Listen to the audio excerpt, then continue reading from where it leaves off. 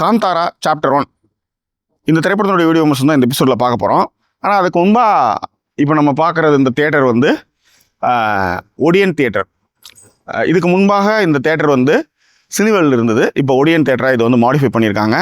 நான் இங்கிலாந்து வந்ததுமே முதல்ல வந்து பார்த்த தியேட்டர் இதுதான். இதில் காந்தாரா சாப்டர் 1 வந்து பார்த்துருக்கேன். இது இங்கிலாந்தில் இருக்கக்கூடிய மிடில்ஸ்ப்ரோ நகரம். அங்கே இருக்கிற ஒடியன்லேருந்து இந்த படத்தினுடைய ரிவ்யூ உங்களுக்கு பண்ணுறேன். ஸோ வழக்கம் போல் சப்ஸ்கிரைப் பண்ணாமல் சப்ஸ்கிரைப் பண்ணுங்கள், கமெண்ட் பண்ணுங்கள், முக்கியமாக ஹைப் பட்டன் பண்ண மறக்காதீங்க. ரைட். ஸோ விரிவான பார்வைக்கு ஸ்டே டியூன் வித் அஸ்.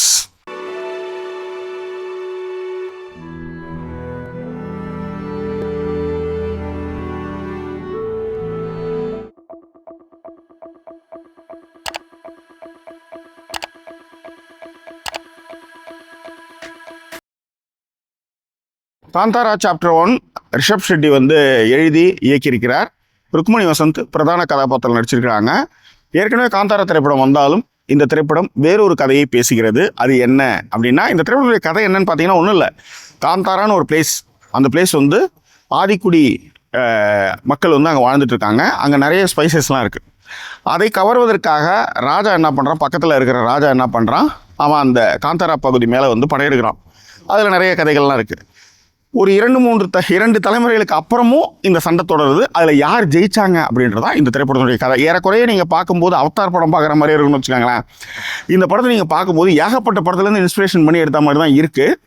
ஆனால் அந்த எடுத்த விதத்தில், ப்ரெசென்ட் பண்ண விதத்தில் தான் வந்து ரிஷப் ஷெட்டி வந்து ஜெயிச்சிருக்காருன்னே சொல்லுவேன். முக்கியமாக ரிஷப் ஷெட்டியோடைய பர்ஃபார்மன்ஸ் தான் படத்துடைய மிகப்பெரிய பலமாக நான் பார்க்குறேன். ஒரு ஷாட்லேயும் அந்த ஆள் பண்ணியிருக்கிற ஆக்டிங்லாம் அட்டகாசம். இப்போ உதாரணத்துக்கு ஃபஸ்ட்டு வந்து சாமி உள்ளாரை வந்ததுக்கப்புறம் போய் நரகாசுர அந்த டெமாலிஷ் பண்ணுற இடம் ஒன்று இருக்கும். கத்தி ஒரு அவதாரமாக பண்ணி பண்ணுற மாதிரியான ஒரு சீன் ஒன்று இருக்கும். ஃபண்டாஸ்டிக்கான ஆக்ஷன். அது ரொம்ப அற்புதமாக பண்ணியிருந்தாப்புல.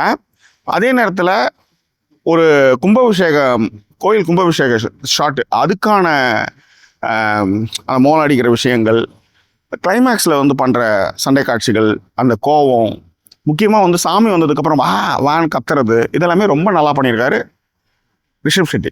ருக்மணி வசந்தோடைய ஆக்டிங், பர்ஃபார்மன்ஸ், காஸ்டியூம்ஸ், லைட்டிங், அவங்களுக்கான ஃப்ரேமிங் எல்லாமே ரொம்ப அற்புதமாக இருந்தாலும் கூட ருக்மணி வசந்தோடைய மச்சங்கள் நிறையவே பேசுது. மிக முக்கியமாக 4DX, லேசர், RGBயில் நீங்கள் வந்து இந்த படத்தை பார்க்கும்போது இன்னும் நிறைய விஷயங்களை பார்ப்பீங்க. ரைட்.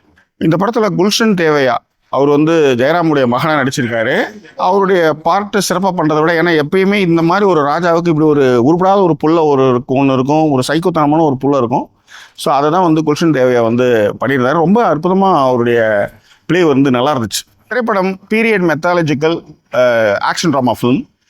முக்கியமாக பாராட்டப்பட வேண்டிய விஷயம் வந்து காஸ்டியூம், மேக்கப், அதன் பிறகு வந்து அந்த காலத்துக்கான போர்க்கருவிகள், நிறைய ஆர்டிஸ்ட்டு, இவங்களெல்லாம் ஒருங்கிணைச்சு இவங்களை வந்து அசம்பிள் பண்ணி ஒரு ஃபர்ஸ்ட் ஷாட் எடுக்கிறதுன்றது வந்து சாதாரண விஷயம் இல்லை. இந்த திரைப்படம் வந்து உண்மையிலே விஷுவல் ட்ரீட்னு சொல்லுவேன். முக்கியமாக கோயில் கும்பாபிஷேகத்துக்கான ஒரு ஷார்ட் பர்ஃபார்மன்ஸ் இருக்குது பாருங்கள். அவ்வளோ மெனக்கெட்டுருக்காங்க.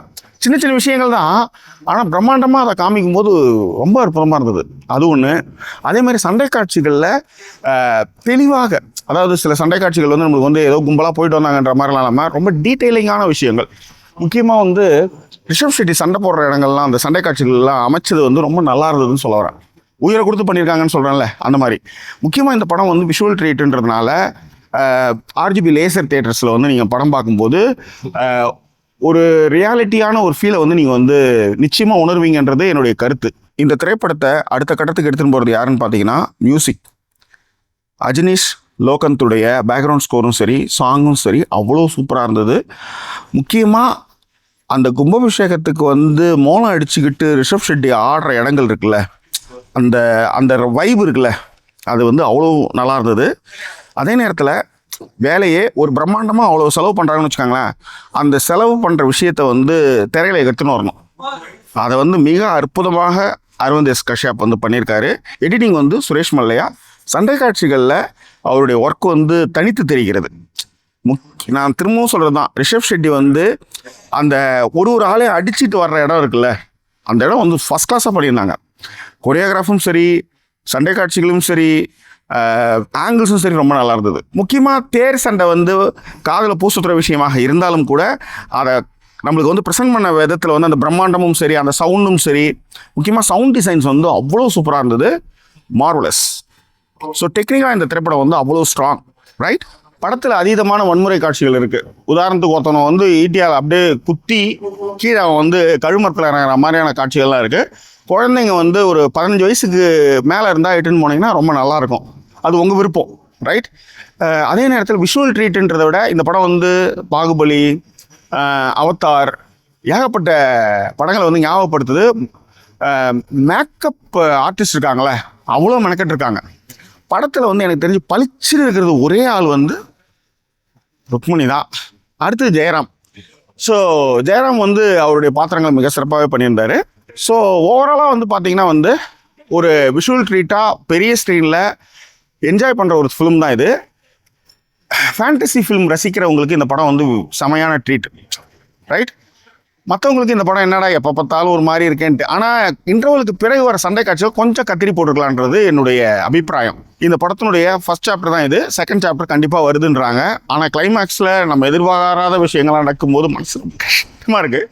மித்தாலஜிக்கலான விஷயங்கள், மிக முக்கியமாக பண்டமாற்று முறை.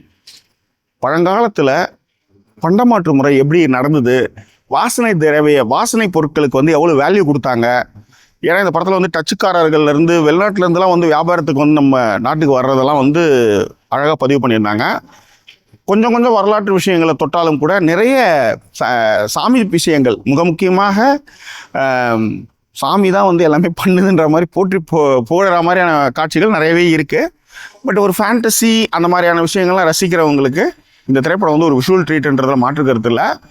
ஏபிசி 3மே இதில் வந்து பார்ப்பாங்க. ஒரு சிலருக்கு இந்த படம் வந்து ஒவ்வாமையை கொடுக்கலான்றதில் மாற்றுக்கிறது இல்லை. காரணம் என்னென்னா, படம் வந்து நிறைய வந்து யோசிச்சு பாருங்கள். இப்போ தான் நம்ம வந்து பளிச்சுன்னு இருக்கோம், ஒரு காலத்தில் நம்ம எப்படி இருந்திருப்போம். அந்த மாதிரியான விஷயங்கள்லாம் வரும்போது ஒரு மாதிரி ஒரு ஃபீல் இருக்குது. அதான் இந்த படத்தில் எனக்கு தெரிஞ்சு மைனஸாக நான் பார்க்குறேன். மற்றபடி வந்து ஃபேண்டசி மூவிஸ்லாம் பார்க்குறவங்களுக்கு இந்த படம் வந்து ரொம்ப நல்லாயிருக்கும். அவ்வளோ ஒர்க்கு, அவ்வளோ கஷ்டப்பட்டு எடுத்துருக்குறாங்க. இந்த படம் வந்து மார்வலஸ், ஃபேண்டாஸ்டிக், சூப்பர். பார்த்து என்ஜாய் பண்ணிட்டு உங்களுடைய கருத்துக்கள் பின்னோட்டங்களை தெரியப்படுதுங்க. மீண்டும் வேறொரு எபிசோட் உங்களை நான் சந்திக்கிறேன். அது ஒரு நன்றி கூறிய வருது உங்கள் ஜாக்கி சேகர். நன்றி, வணக்கம்.